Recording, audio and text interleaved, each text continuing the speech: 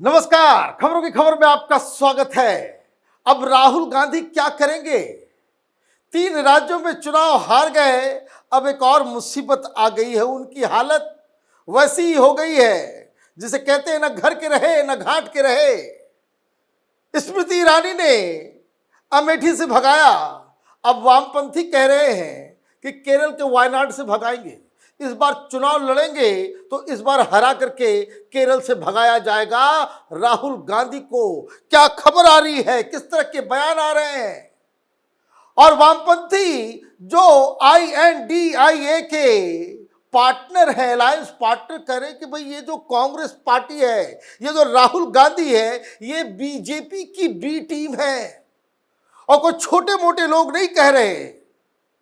Chief minister Vijayan कह रहे हैं ये वो चीफ मिनिस्टर हैं जिनको सोनिया गांधी चिट्ठी लिखती हैं, खड़गे चिट्ठी लिखते हैं कि आइए इंडी गठबंधन में हम लोग बैठ के बीजेपी को हराने का प्लान बनाएंगे। अब ये लोग कह रहे हैं कि भाई देखिए कांग्रेस पार्टी के बस का कुछ नहीं है। और खबरदार जो इधर केरल में आकर के राहुल गांधी चुनाव लड़े, इस बार मजबूत कैंडिडेट भी दिया जाएगा और उनको खदेड़ के भगाया जाएगा। ठीक जिस तरीके से यूपी से वो भागे हैं, अब केरल में भी उनको दिक्कत शुरू हो गई है। क्या खबर आई है? खबर अखबारों में छपी हुई है, कोई दिखा नहीं रहा, बता नहीं रहा। With top Congress leader Wayanad MP Rahul Gandhi is set to contest from his Kerala constituency again in 2024 Lok Sabha election. Both CPM and CPI have now gone public against Rahul's bid in the wake of Congress's drubbing in North India. CPI General Secretary D. Raja said people and political circles are of the view that Rahul should concentrate on a region where BJP has to be fought.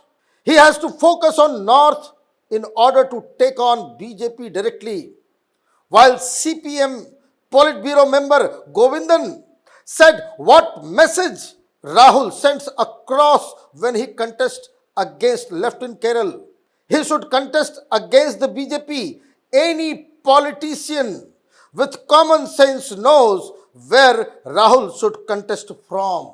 ये लीजिए, कह रहे थे कि 26 पार्टियों का हमने गठबंधन बना लिया है, सब मिलके प्रधानमंत्री मोदी को हराएंगे, बीजेपी को हराएंगे। ये जो वाम मोर्चा है, इस 26 में से 6 ऐसी पार्टियां हैं जो इस वाम मोर्चा की अलग अलग पार्टियां हैं।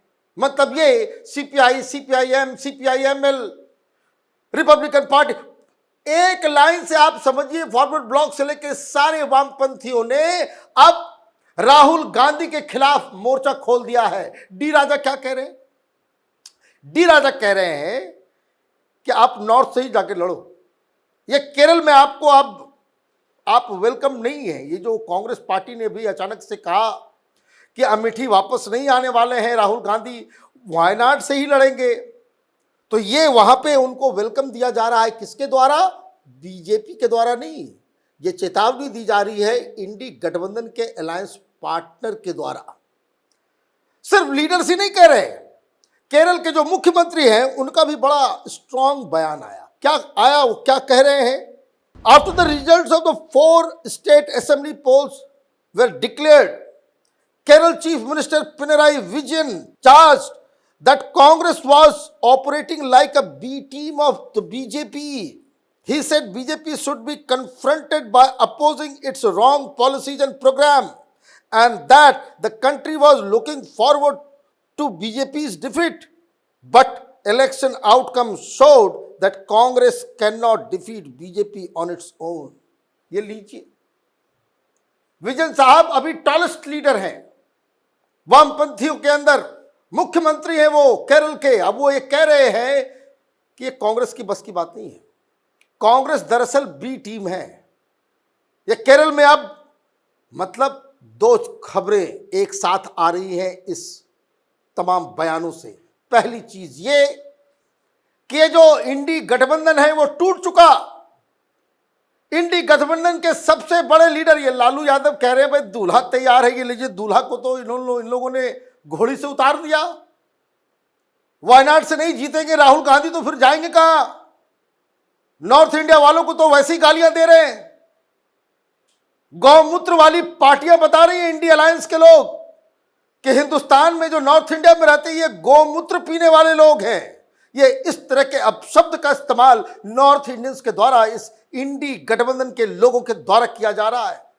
और अभी जिस व्यक्ति को तेलंगाना का चीफ मिनिस्टर बनाया गया है वो केसीआर के बारे में क्या कह रहे थे?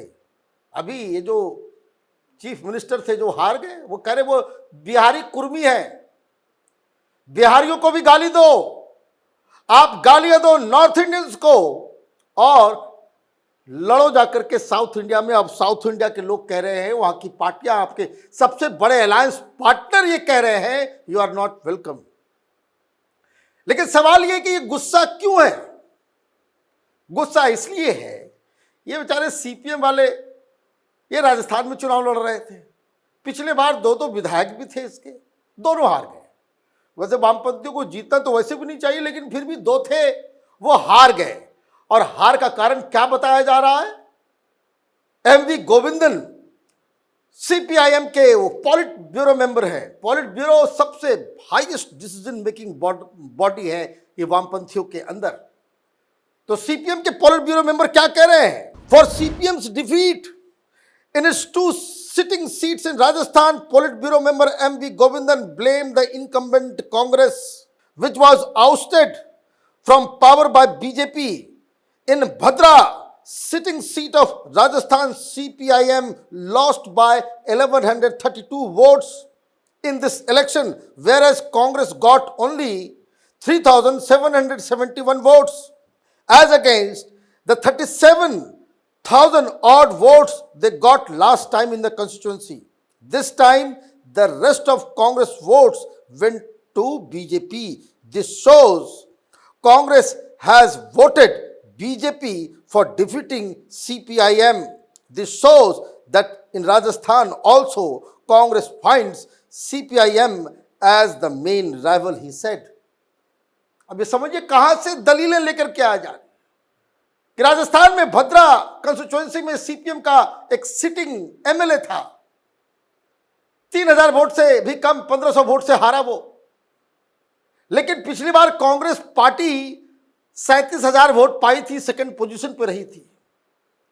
अब सीपीएम के लोग कह रहे हैं कि देखिए कांग्रेस पार्टी तो थर्ड पोजीशन पे चली गई और इस बार सिर्फ 3,000 वोट पाई कांग्रेस पार्टी। मतलब जो पिछली बार 37,000 वोट पाने वाली पार्टी थी वो 3,000 वोट पाया और वहां जीत किसकी हुई? बीजेपी की हो गई।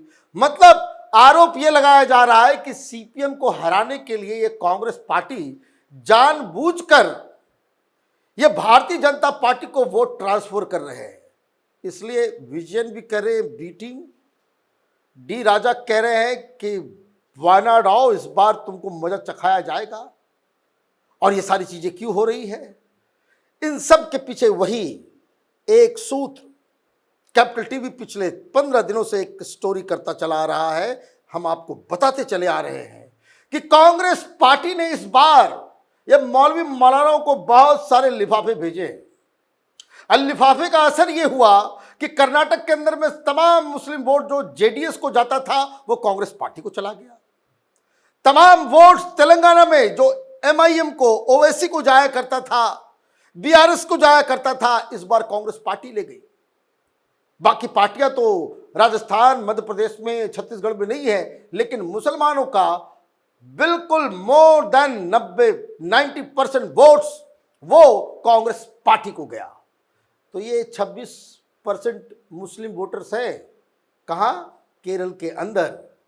और राहुल गांधी वहां इसलिए बैठे हुए हैं क्योंकि उनको लगता है कि उनके जरिए, क्योंकि वहां पीएफआई सबसे ज्यादा मजबूत स्थिति में है संगठन के तौर पे और उसका असर पूरे देश में हो रहा है, तो वो वहां से मुस्लिम वोट के कारण कांग्रेस पार्टी वहां लड़ने जा रही है।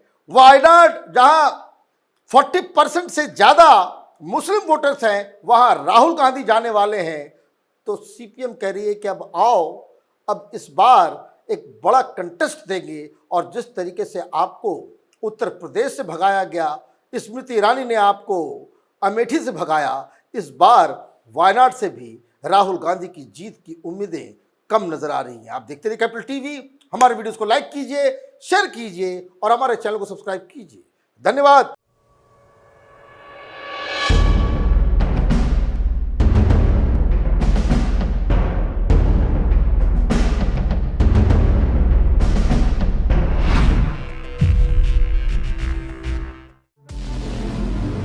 हमारे व्रत, हमारी परीक्षा, लक्ष्य तक पहुंचने की हमारी संयमित प्रतीक्षा।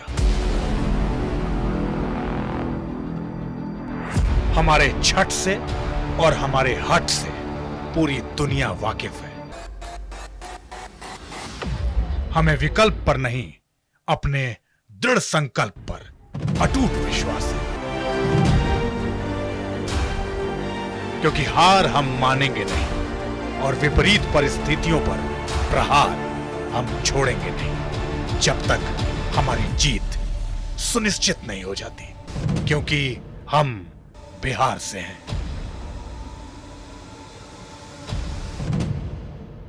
कैपिटल टीवी पर मैं अमित प्रकाश लेकर आ रहा हूं बिहार पर एक ब्रांड न्यू स्पेशल शो। हम बिहार से हैं।